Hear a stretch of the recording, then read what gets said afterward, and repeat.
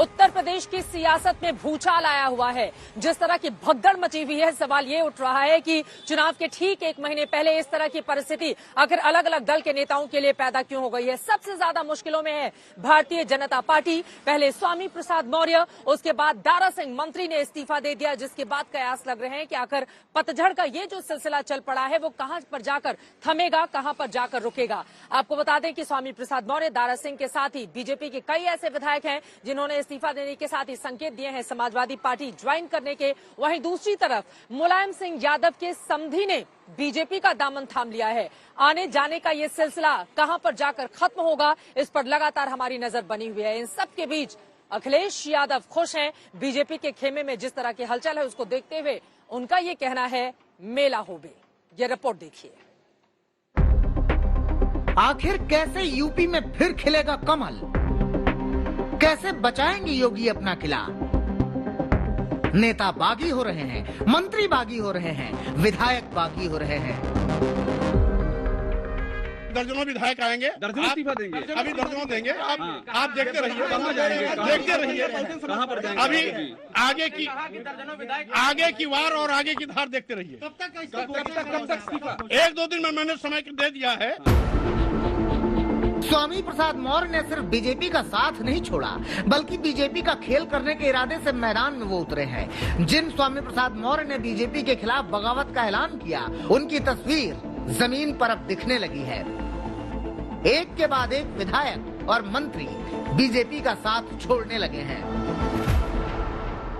5 साल तक जिस पिछड़े, जिस दलित, वंचित, उपेक्षित लोगों के सहयोग आशीर्वाद से भारतीय जनता पार्टी की सरकार बनी, वो 5 साल तक उपेक्षित रहे, लोग मलाई खाते रहे, लेकिन उनको कोई कुछ भी नहीं मिला, उनको इंसाफ, न्याय, सम्मान नहीं मिला।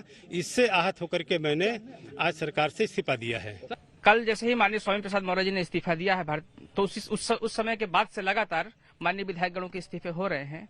और उसी कड़ी में चूंकि विनय साक्य जी भी भारतीय जनता पार्टी से बहुत समय से पीड़ित थे, अब वो छोड़ना चाहते थे पार्टी। उन्होंने मुझे बुलाया था उन्होंने अपने आवास पर, और मुझे बुला करके उन्होंने मुझसे खुद बात किया था और वो कह रहे थे कि भारतीय जनता पार्टी को मैं छोड़ना चाहता हूँ। आप बीजेपी छोड़ रहे हैं ना?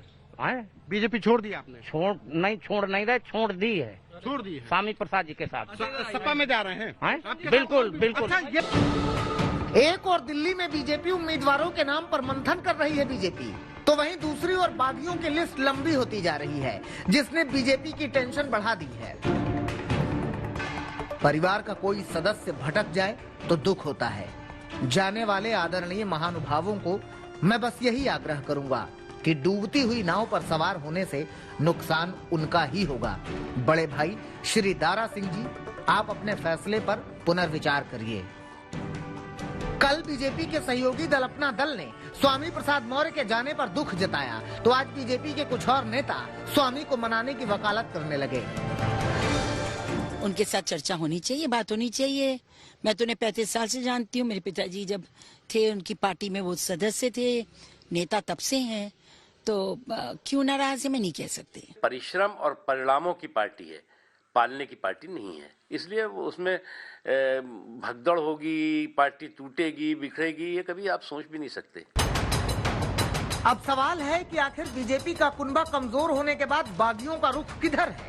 स्वामी प्रसाद मौर्य मंझे हुए खिलाड़ी की तरह सस्पेंस बनाए हुए हैं। 1-2 दिन तक ये सस्पेंस बना भी रहना चाहिए, क्योंकि जब तक अंतिम निर्णय में नहीं सुना देता, स्वाभाविक रूप से लोगों में जानने की उत्सुकता होनी चाहिए। और 14 जनवरी को वो घड़ी आएगी जब मेरा अंतिम धमाका होगा कि हमारा अगला क्या निर्णय होगा, और जो भी निर्णय होगा वो वर्तमान सरकार की ताबूत में अंतिम कील साबित होगा। उधर बीजेपी के नेता बागी हुए तो समाजवादी पार्टी ने मेला होबे का खेल शुरू कर दिया। अखिलेश यादव ने कल जहां स्वामी प्रसाद मौर्य और बागी रोशन लाल के साथ तस्वीरें ट्वीट कर साझा की थी, तो वहीं आज इस लिस्ट में दारा सिंह की तस्वीर भी शामिल हो गई। उत्तर प्रदेश की जनता नेगेटिव पॉलिटिक्स से थक गई है। उत्तर प्रदेश की जनता लगातार जिस तरीके से भेदभाव की राजनीति हो रही थी, उत्तर प्रदेश की जनता ने देखा है कि किस तरीके से नफरत की राजनीति हुई है। शोषण की राजनीति हुई है, लोग अपमानित हुए हैं। इस सब बदलाव के लिए, प्रोग्रेसिव पॉलिटिक्स के लिए, एक पॉजिटिव पॉलिटिक्स के लिए और समाजवादी पार्टी की कोशिश है लोगों को साथ लाने का काम कर रहे हैं।